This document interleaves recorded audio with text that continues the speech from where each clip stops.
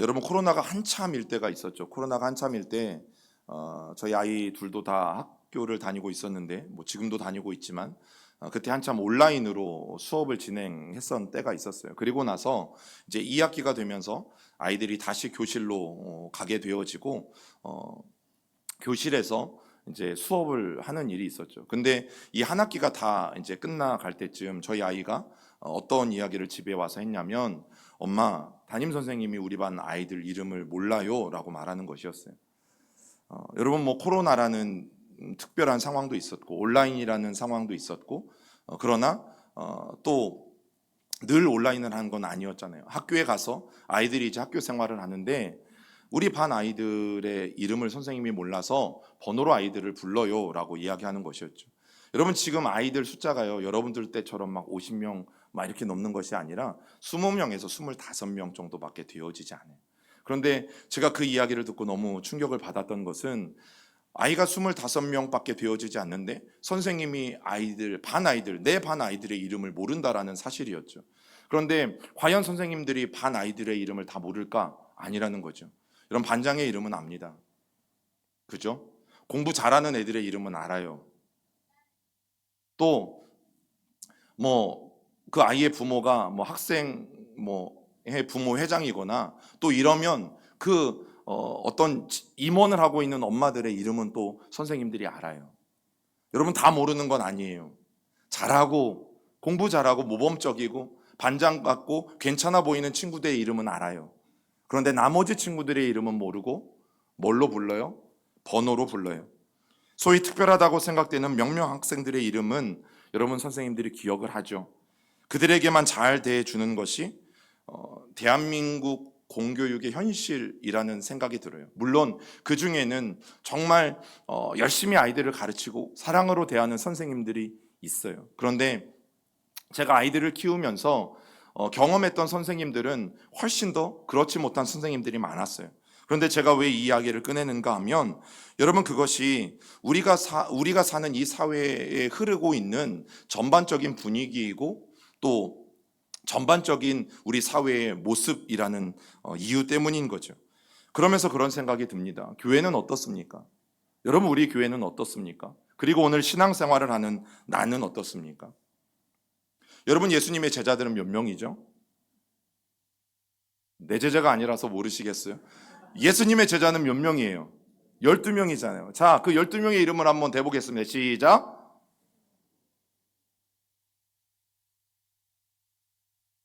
예, 거의 여기에서 끝나요. 여러분 3명, 베드로, 야고보, 요한. 예, 거의 여기에서 끝나요. 우리는 12명 중에 사실 제자들도요, 몇 명만 알아요?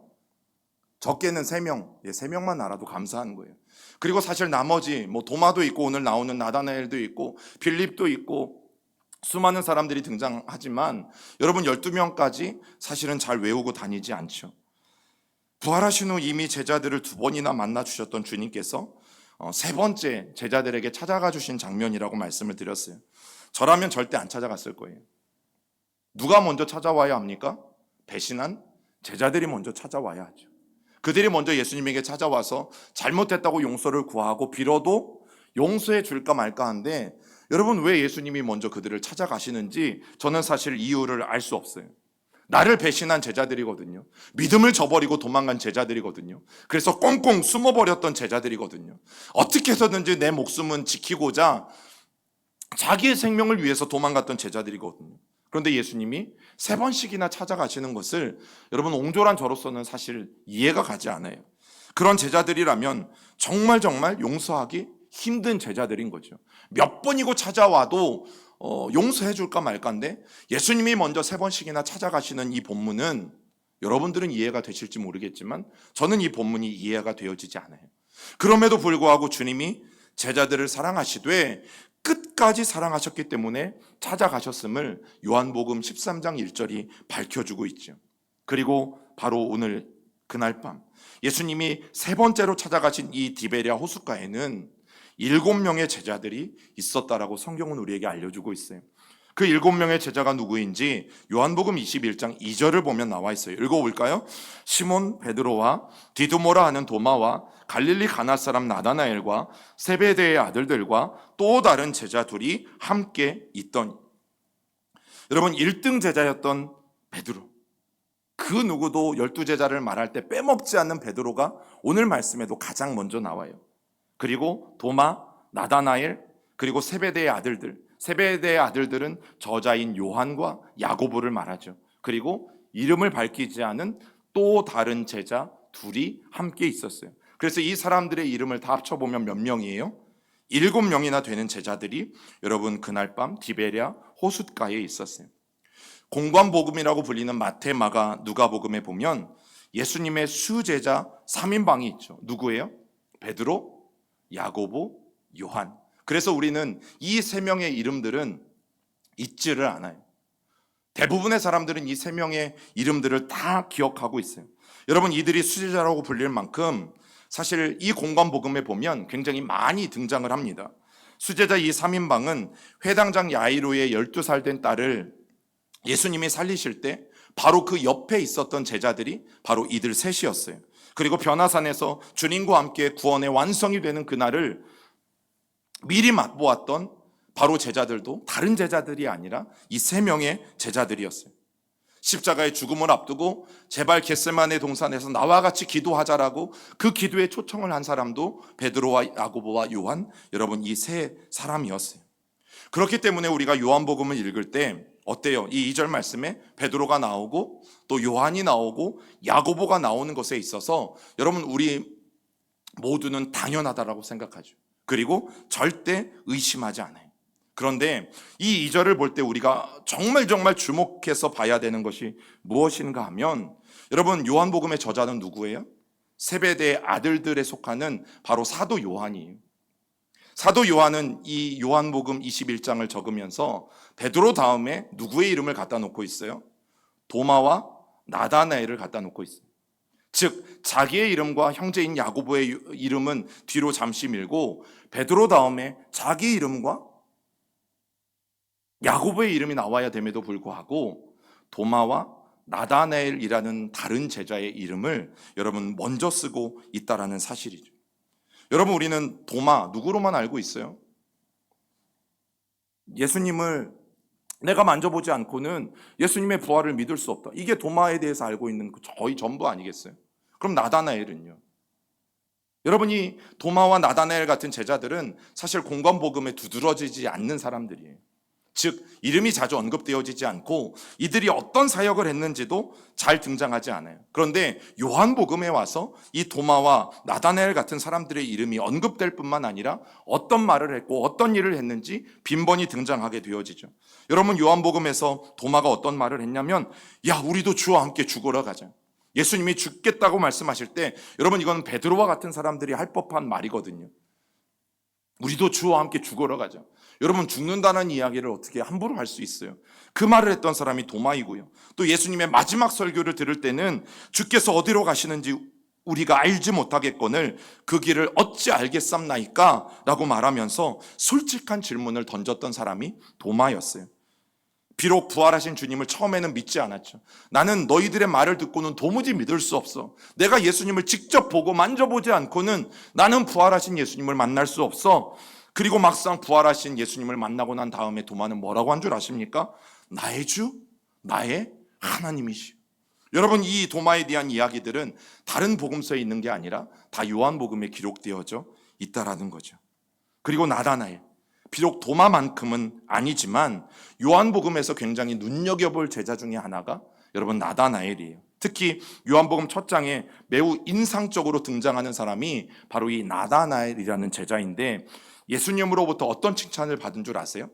너는 참으로 이스라엘 사람이다. 그 속에 간사한 것이 없도다. 최고의 칭찬을 받은 제자가 나다나엘이에요. 그리고 이어지는 예수님의 대화 중에 비슷한 고백을 하죠. 라삐여, 당신은 하나님의 아들이시요 당신은 이스라엘의 임금이로소이다. 이 고백을 했던 사람이 나다나엘이에요. 그런데 도마의 이야기, 나다나엘의 이야기, 여러분 이들의 이야기는 공관복음에서는 두드러지지 않아요. 그래서 우리는 사실 이들의 이름을 잘 모르는 거죠. 빌립, 안드레도 마찬가지고. 여러분, 이들도 공관복음에는 잘 드러나진 않지만 요한복음에는 꽤 눈에 띄는 활동들을 해요. 이들의 특징 중에 하나가 뭐냐면 예수님이 말씀하시면 그 말씀에 적극적으로 반응했던 사람들이 바로 빌립과 안드레 같은 제자예요. 물을 갖고 와라? 예! 하고 얼른 뛰어가서 다녀오는 사람들이 빌립과 안드레 같은 사람들이. 여러분, 이렇듯 공관복음이 아니라 우리가 요한복음을 읽다 보면 공관복음에서 주목받지 않았던 제자들의 모습을 발견할 수 있어요. 마태, 마가, 누가복음에서는 언급되어지지 않는 제자들의 모습이 여러분 요한복음에서는 꽤 많이 나오게 되어진다라는 거죠. 여러분, 그렇다면 오늘 이 본문을 우리가 함께 읽고 있을 때 이와 같은 사실이 우리에게 무엇을 말해주고 있는가? 첫 번째는 예수님에게는 중요하지 않은 사람은 없다라는 거예요. 예수님은 모든 사람들이 다 중요하다. 예수님은 모든 제자가 다 중요하다라는 거죠. 1597년 음력 9월 16일에 정유재란 때 여러분 이순신이 지휘하는 이 조선 수군의 함선 13척을 가지고 결국 일본 수군의 함선 133척을 격파시킨 명량해전이 있었죠. 그리고 이것을 영화로 만든 명량이라는 영화가 있었어요. 이 명량이라는 영화의 말미에 보면 모든 전쟁을 마치고 이 조선의 수군이 이제 육지로 돌아오는 장면이 나옵니다. 그런데 이 돌아오는 장면 가운데 배 안에 있었던 한 병사가 그런 말을 합니다. 이렇게 개고생한 걸 후손들이 알까? 모른다면, 몰라주면 오랑캐 자식들이지. 그런데 사실 우리는 명량해전하면 누구만 떠올라요? 이순신 장군만 떠올라죠. 노를 젓다가 죽었던 수많은 병사들, 갑판에서 활을 쏘다가 죽었던 수많은 병사들, 열심히 물과 음식을 나르다가 죽었던 수많은 병사들. 여러분, 그 사람들의 이름들이 역사책에 제대로 기록되어 있지 않기 때문에 우리가 모르는 것도 있지만 사실 우리는 이순신 장군만 알지 이 명량해전에서 죽어간 수많은 사람들, 그리고 겨우겨우 목숨을 건진 수많은 이 병사들의 이름들은 모른다라는 사실이죠. 여러분, 저자인 요한이 자신과 형제 야고보의 이름보다 도마와 나다나엘의 이름을 먼저 기록한 이유가 거기에 있는 거예요. 하나님 앞에서는 모든 사람들이 중요하다. 예수님의 제자들 중에 베드로와 야고보와 요한만이 중요한 것이 아니라 모든 제자들이 그분께 중요하다라는 것을 말해주고 있는 거죠. 여러분, 도마와 나다나엘처럼 공관복음에 자주 등장하지 않더라도, 그들이 자주 언급되어지지 않더라도, 그래서 오늘을 신앙생활하는 우리들이 베드로, 야고보, 요한만 알고 이들의 이름을 잘 모른다 할지라도, 그래서 이들이 중요하지 않다? 도마와 나다나엘, 빌립과 안드레 중요하지 않은 사람들이다? 감히 말할 수 없음을 성경은 말해주고 있는 거예요. 성경에서 활동한 기록들이 별로 없고, 아니면 이름만 있거나 아니면 이름조차도 없다 할지라도 여러분, 명량해전에서 싸운 수많은 무명의 병사들처럼 이 땅에 살아가는 무명의 그리스도인들을 할지라도 성경은 차별하지 않는 것을 우리에게 분명히 보여주고 있는 거죠. 여러분, 하나님은 우리를 차별하지 않으세요. 예수님께서는 중요하지 않은 제자는 한 사람도 없다고 말씀하세요. 예수님, 그분께는 한 사람 한 사람이 소중하고 한 사람 한 사람이 중요한 것이죠. 여러분, 그러면 우리 교회 안에서는 누가 중요합니까? 누가 예수님의 사랑을 받는 성도입니까? 누가 예수님께 주목받는 제자입니까? 여러분, 우리 교회 안에도 중요하지 않은 사람은 단 한 사람도 없어요. 직분에 상관없이, 나이에 상관없이, 여러분들이 배운 것과 상관없이, 우리의 겉모습과 상관없이, 여러분들이 뭐 빨간 당을 지지하든 파란 당을 지지하든 초록당을 지지하든 여러분들이 누구를 지지하든 상관없이, 여러분, 우리가 교회 안에서는 여러분 한 분 한 분이 하나님께서 정말 중요하게 여기시고 사랑하는 사람이라는 거죠. 왜냐하면 이름도 없이 빛도 없이 헌신하고 사역하고 수고하고 있는 여러분들의 모습을 하나님이 다 기억하시고 알고 계시기 때문이. 우리 교회는 이제 아이들이 있어요. 이제 주한이는 많이 커가지고 보니까 제일 엉하고 이제 오빠예요. 그래서 이제 웬만하면 이제 좀 알아들어요. 근데 보세요. 뭐 이제 태어나신 하율이가 뭐 엊그저께 돌잔치를 해봤자 그분도 마찬가지고, 주엘이도 하율이도 보면 교회 오면 뭐 합니까? 예, 웁니다. 지금 설교 시간에 자고 있어요. 예, 자요. 예, 울고요. 와서 자고요. 그냥 먹고요. 그냥 자기들 본능대로 합니다. 그러면 오늘 아침부터 열심히 땀 흘리며 헌신하고 또 수고하고 사역하고 교회를 청소하고 얼마나 귀해요, 그 사역들이. 근데 저 아이들은 아무것도 못한단 말이죠. 쟤네가 와서 뭐 걸레질을 합니까? 쟤네가 와서 뭐 차량 운전으로 봉사를 합니까? 땡볕에 나가 수고를 합니까? 와서 잔다니까요. 그러면 저 아이들은 귀하지 않습니까? 저 아이들은 교회에 필요 없는 존재입니까? 아니죠. 귀한 거예요. 너무너무 귀한 거예요. 하나님 앞에서 그 한 생명 한 생명은 그래서 귀한 거예요.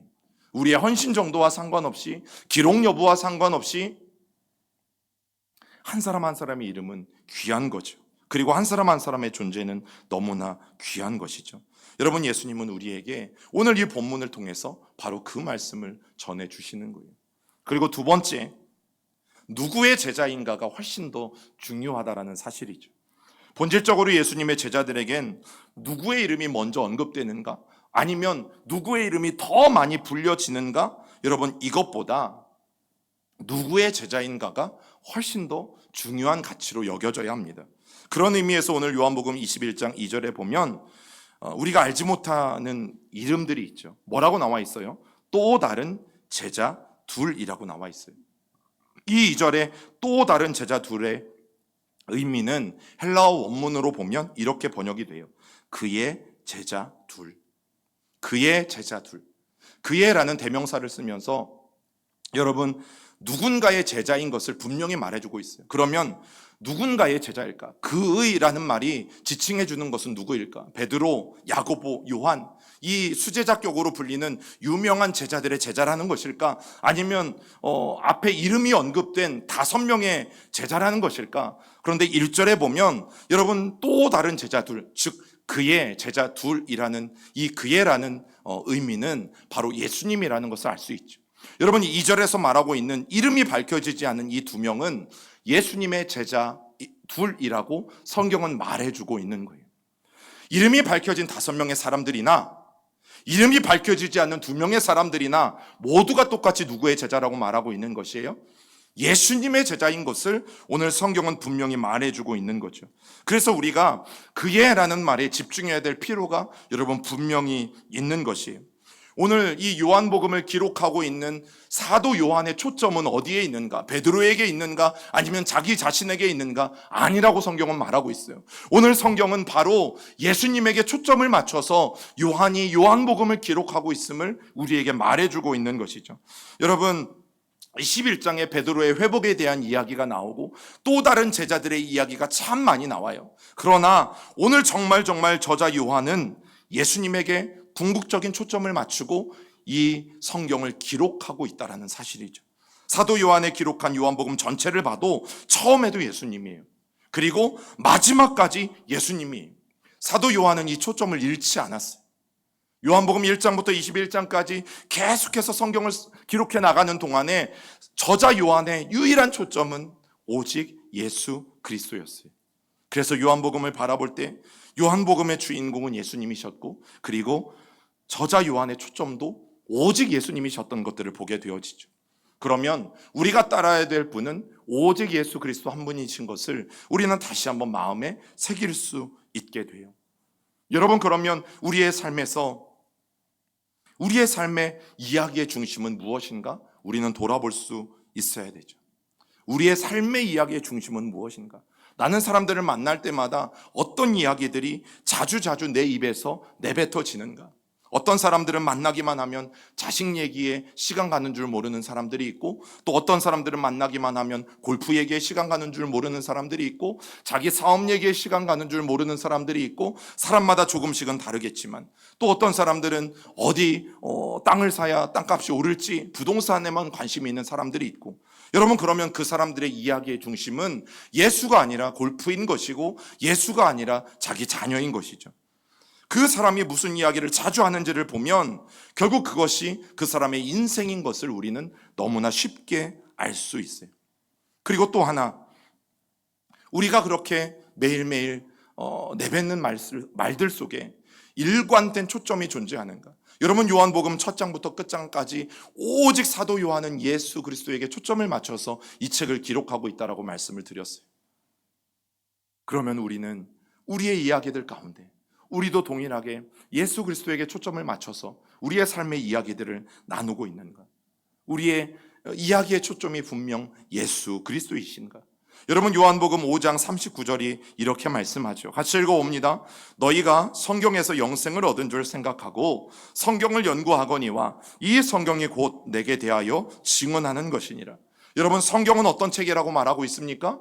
예수 그리스도에 대해서 증언하는 책이래요. 그렇기 때문에 우리가 성경을 읽어야지만 예수를 발견할 수 있고 예수님이 어떤 분이신지를 명확하게 알 수 있는 거죠. 예수를 믿는 것도 우리의 감정이나 체험에 근거해서 믿는 것이 아니라 성경이 예수에 관해서 증거하는 책이기 때문에, 증언하는 책이기 때문에 우리는 성경을 통해서 예수님을 명확하게 알아갈 수 있는 거죠. 모범이 되는 신앙의 위인들이 성경에 많이 나와요. 그들을 본받자라는 이야기들도 많이 해요. 그런데 성경의 주인공은 사람이 아니라 예수님이신 거죠. 성경은 끊임없이 예수님에게 대해서 말씀하고 있어요. 예나 지금이나 과거나 지금이나 동일하게 성경의 중심은 예수 그리스도이신 거죠. 그러나 우리의 이야기 가운데를 돌아보면 자기 스스로가 중심이 되어지는 경우가 많이 있는 것들을 보게 되어져요. 그리스도가 아니라 내가 중심이 되고, 그리스도가 아니라 내가 주인공이 되고, 그리스도가 아니라 세상의 일들이 주인공이, 또 세상의 일들이 주된 주제가 되어서 수많은 이야기들을 서로 하는 모습들을 보게 되어지는 거죠. 여러분, 오늘 도마와 나다나엘이 공관복음에서는 조금 그들이 밀려났지만 오늘 그래도 요한복음에서는 특별히 주목받는 모습들을 보게 되어져요. 그러면서 이제 드는 생각이 뭐냐면, 오늘 요한복음에 7명이 나오잖아요. 2명의 제자들은 이름은 알 수는 없지만 7명이나 되는 사람들이 나와요. 그러면 몇 명의 제자들이 남았어요? 원래는 5명이어야 되는데 가룟 유다는 죽었기 때문에 몇 명? 4명. 이 4명의 행방이 궁금한 거죠. 4명은 이 바닷가에 함께 있지 않았던 것이에요. 그러면 과연 그들은 어떻게 살았을까? 과연 그들은 어디에서 무엇을 하고 있었을까? 그런데 사도행전에 가서 가룟 유다를 대신할 제자 몇 명만 뽑아요? 1명만 뽑는 걸로 봐서는 여러분, 그 자리에 11명의 제자들은 다시 다 모였던 것들을 우리는 알 수 있어요. 만약 이 4명까지도 행방불명이 되어서 초대교회가 세워지는 일들에 함께하지 못했다면 1명이 아니라 5명의 인원을 아마 뽑았을 거예요. 그런데 1명만 뽑은 걸로 봐서는 여러분, 그곳에 이름은 적혀져 있지 않았지만 사도행전에 그 4명의 제자들까지 합류해서 11명의 제자들이, 사도들이 그곳에 함께 있었음을 우리는 분명히 알 수 있게 되어지는 거죠. 여러분, 공관복음에서 주목받는 삼총사인 이 베드로, 야고보, 요한, 이 3명의 사람들이 요한복음 21장에서도 나타난다는 사실에 우리는 너무너무 반가워요. 그러나 언급은 되어지진 않지만 이름이 밝혀지지 않은 2명의 제자들, 여러분 궁금하지 않습니까? 궁금해하지 마세요. 하나님이 다 알려주시지 않은 이유도 있어요. 무슨 이유일까? 혹시 성경에 이렇게 베드로, 야고보, 요한처럼 늘 등장하고, 여러분, 이들은 사도행전에 가도 또 얼마나 놀라운 기적들을 많이 일으킵니까? 많이 언급이 되고 사역 자체가 자세하게 기록되어져 있고, 또 그들에게 하나님의 능력이 나타나서 수많은 기적들도 행하고, 그러면 이 제자들은 중요하고, 이 제자들은 예수님에게 귀하고, 이 제자들만 예수님이 기뻐하시고, 이런 제자들만 예수님이 높게 여겨주시는가?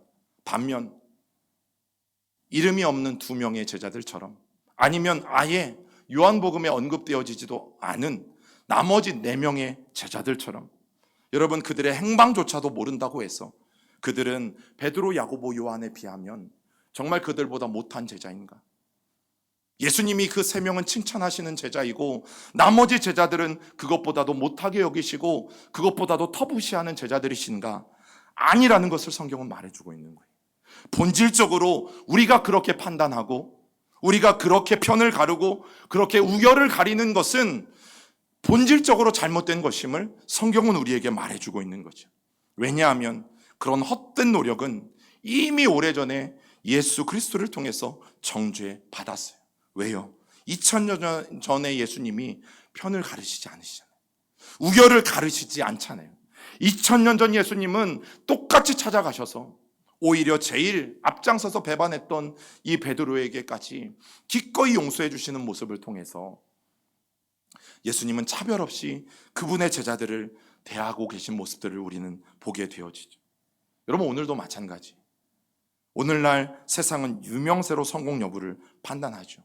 누가 더 큰지, 누가 더 TV에 많이 나오는지, 누구의 이름이 자주 더 거론이 되는지, 요즘은 개인 SNS의 팔로워 수, 또 유튜브를 보면 유튜브 구독자 수로 그의 인기도를 평가하기도 하죠. 그런데 안타까운 것은 그런 판단과 기준이 이제 교회 안에도 들어와서 우리들조차도 부활의 주님을 만나기 전에 예수님처럼 네가 크냐 내가 크지, 네가 수제자냐 내가 수제자지, 예수님이 왕위에 오르시면 그 자리는 내 거라고 말하고 있는 그런 시대를 우리는 살아가고 있는 것이죠.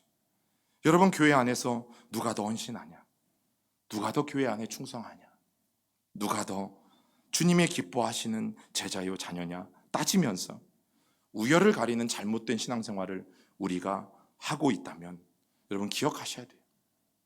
하나님의 나라는 전혀 다른 방식으로 움직여요. 하나님의 나라는 우리가 이미 알고 있는 이 세상의 방식대로 운영되는 것이 아니라 하나님의 나라는 이미 그분의 기준을 가지고 전혀 다른 방식으로 작동한다는 거죠. 교회 안에 정말 헌신하는 분들도 있어요. 그러나 교회에 와서 잠만 자고 울기만 하고 분유만 먹고 가는 우리 아기들도 있어요. 그러나 하나님 앞에서 그 한 영혼 한 사람 한 사람은 똑같이 귀해요. 우리는 그 사실을 잊으면 안 되는 거죠. 마가복음 10장 42절 45절까지의 말씀이 오늘 결론과 같은 말씀이 같이 읽어볼까요? 예수께서 불러다가 이르시되 이방인의 집권자들이 그들을 임의로 주관하고 그 고관들이 그들에게 권세를 부리는 줄을 너희가 알거니와 너희 중에는 그렇지 않을지니 너희 중에 누구든지 크고자 하는 자는 너희를 섬기는 자가 되고 너희 중에 누구든지 으뜸이 되고자 하는 자는 모든 사람의 종이 되어야 하리라. 인자가 온 것은 섬김을 받으려 함이 아니라 도리어 섬기려 하고 자기 목숨을 많은 사람의 대속물로 주려 함이니라. 여러분, 요한복음을 기록한 저자인 요한의 변하지 않는 일관된 초점은 요한 자신도 아니요, 또 수제자였던 베드로도 아니요, 바로 예수님이셨어요. 그래서 우리가 주님을 따르는 것을 제자도라고 말하는데, 여러분, 제자도는 그거예요. 내 이름이 얼마나 자주 언급되는가, 내 이름을 세상 사람들이 얼마나 많이 알아주는가, 그리고 교회에서 나를 얼마나 많이 알아주는가. 여러분, 그것이 제자도가 아니라 결국 우리가 누구를 쫓는가, 명예를 쫓는가, 영광을 쫓는가, 아니면 하나님을 쫓는가, 내 이름이 높아지길 바라는가, 아니면 나는 예수님을 쫓는가. 여러분, 누구를 쫓는가가 바로 제자도의 중요한 거죠. 오늘 요한복음 21장 2절에 이름이 등장하는 5명의 제자이건, 이름이 언급되어지지 않은 2명의 제자이건, 그리고 행방조차 알지 못하는 나머지 4명의 제자이건 상관없이 예수님을 따르는 우리 모두에게 정말 중요한 것이 무엇인 줄 아십니까? 우리 모두가 그의 제자라는 사실이죠. 여러분, 예수님의 제자라는 사실만큼 중요한 것은 없어요. 그렇기 때문에 저와 여러분들이 이웃에게, 세상에게 우리의 이야기를 들려줄 때 그 이야기들은 누구의 이야기가 되어야 돼요? 예수님의 이야기가 되어야 되는 거죠. 말씀을 너무 잘 들으셨어요. 예수님의 이야기가 되어야 되는 거죠. 그게 복음이잖아요. 우리가 세상에 나가 예수님에 대한 이야기를 하는 것이 복음인 거죠. 그런데 내 이야기를 하는데 상대방은 예수님의 이야기로 들어. 그러면 그것만큼 귀한 삶을 나누고 있는 그런 삶은 없는 것이. 여러분, 저와 여러분들의 삶의 초점은 예수님이세요. 저와 여러분들의 이야기의 초점도 예수님이세요. 그렇기 때문에 반드시 우리들의 이야기가, 내 이야기가 누구의 이야기? 예수님의 이야기가 되어야 되는 거죠. 여러분, 그것이 우리가 말하는 전도예요. 그러면 자연스럽게 그들도 예수님을 알게 되어지는 일들이 일어날 것이죠. 우리도 소중하지만 하나님이 세상을 이처럼 사랑하사, 하나님은 세상을 이처럼 사랑하사 독생자를 주셨다라고 말씀하고 있죠. 구원받은 우리나 아직 구원받지 못한 그들이나 하나님은 똑같이 사랑하시고 그들이 구원받고 나오기를 너무너무 원하신다라는 것. 여러분, 오늘 이 두 가지를 우리의 마음 가운데 새기고 예수 그리스도를 쫓아가는 한 주가 될 수 있기를 간절히 부탁을 드립니다. 우리 같이